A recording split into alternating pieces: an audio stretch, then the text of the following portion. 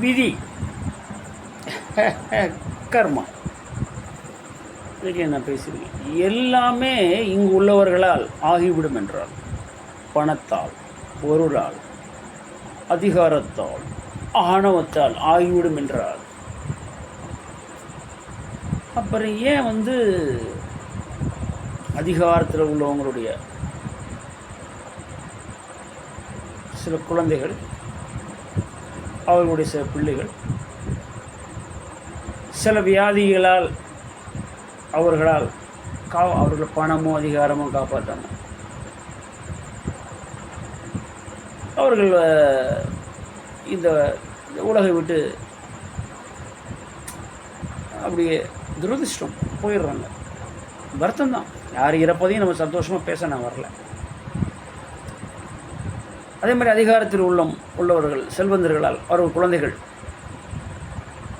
உடம்பு விட்டு போகிறது ஒன்று, உடம்புலேயே இருந்துக்கிட்டு அவர்கள் ரொம்ப அவஸ்தைப்படுற விஷயங்களும் நடக்குது. இருக்கா இல்லையா நான் கேட்குறது? இருக்க தானே செய்யுது. ஸோ இதுலேருந்து என்ன தெரியுது? உங்கள் அதிகாரத்தால், பணத்தால், உங்கள் புகழால், உங்கள் செல்வத்தால் எல்லாத்தையும் வாங்கிட முடியாது. அதான உண்மை. ஸோ அப்போ விதி வலியது தானே, வலியது விதி வலியது. கொடியது நாம் செய்த பாவம், மிகப்பெரிய பாவங்கள் நமக்கு கொடுக்க போகிறது மிக மிக மிக கொடியது. அதனால தானே சொல்கிறோம், நம்ம கொடியவை வேண்டாம், எவரையும் அழித்தல் வேண்டாம், ஆணவம் வேண்டாம். இங்கே நமக்கு கிடைச்சது எல்லாமே நம்ம இங்கே வந்த பிறகு இங்கே உள்ளவர்களால் நமக்கு கொடுக்கப்பட்டது.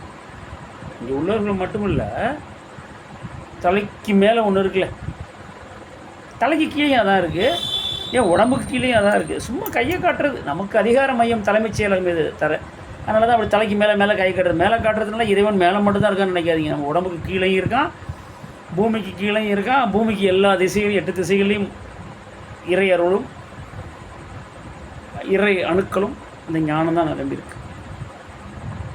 ஆனால் எல்லாத்தையும் அதிகாரத்தாலையும், நம்மளுடைய பணத்தாலையும், செல்வத்தாலையும் வாங்கிலாம் நினைக்காதீங்க. அது ஒர்க் அவுட்டே ஆகாது. அதுதான் நம்ம சொல்கிறோம். எல்லா பணக்காரர்களும் சந்தோஷமாக வாழ்ந்து விடுகிறார்களா?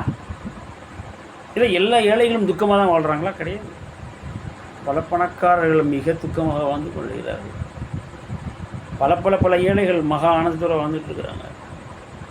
ஸோ அவர்களுடைய சந்தோஷத்தை நிர்ணயம் பண்ணுவது அவர்கள் வச்சிருக்க பணமோ, பொருளோ, அதிகாரமோ, அறிவோ கிடையாது. இவை அனைத்தையும் ஓரளவுக்குன்னு தான் நம்மளால் நிர்ணயம் பண்ண முடியும், நம்மளால் நம்மளுடைய கட்டுக்குள் வைக்க முடியும். இது அனைத்தையும் நிர்ணயம் பண்ணக்கூடிய ஒரு சக்தி இருக்கு. அந்த சக்தி தான் உண்மையும் நம்மையும் எல்லோரையும் ஆளுது. அந்த சக்தி தான் பூமியை இயக்குது, சூரியனை இயக்குது. நம்ம உலக நாடுகள்லாம் மொத்தமாக சேர்ந்து பூமியை நாங்கள் சுற்றி விட போகிறோம் அப்படின்னு சொன்னால் சுற்ற முடியுமா? ஏன்னா அணுகுண்டை வெடிக்கலாம், பூமி தடமாறி போயிடும். அதை வேணால் செய்யலாம், நாசகார விஷயம். இல்லை சூரியனோட டெம்பரேச்சரை கூட்ட போகிறோம், நாங்கள் எல்லா அணுகுண்டையும் கூட அங்கே போய் வெடிக்க போகிறோம்னா நடக்குமா? அது உங்கள் அறிவை பயன்படுத்தி கொண்டு மற்றவர்களை உங்கள் அறிவையும் செல்வத்தையும் வச்சு அடுத்தவர்களை, சுற்றி உள்ளவர்களை பயமுறுத்தலாம். ஆனால் அது எதுவுமே ஒரு உருப்படியான காரியங்களுக்காக பயன்படாது, எதையும் உருவாக்காது, எல்லாத்தையும் அழிக்க தான் செய்யும். ஸோ மாபெரும் இயற்கை, மாபெரும் செயற்கரிய காரியங்களை செய்து கொண்டு வரும்பொழுது நம் சிற்றறிவு எதுக்கும் பயன்படாது. பேரறிவு தான் சிற்றறிவையும் இயக்குகிறது. நமக்கு அந்த பேரறிவை நம்ம விரும்பி ட்ராவல் பண்ணுறப்ப ஞானம் கொடுக்குது. அனைத்தையும் நான் சாதித்து விடுவேன், நான் அந்த உலகத்தில் அதிகாரத்தில் இருந்தால், அனைத்து செல்வங்களையும் அடைந்தால். அனைத்து செல்வங்களையும் அடைஞ்சவெல்லாம் உலகத்தில் நெப்போலியன்லேருந்து அலெக்சாண்டர் வரைக்கும் எத்தனை நாடுகளை பிடிச்சாங்க. அதுக்காக அவங்க லைஃப்லாம் பாருங்கள், நிறைவாக வாழ முடிஞ்சிச்சா?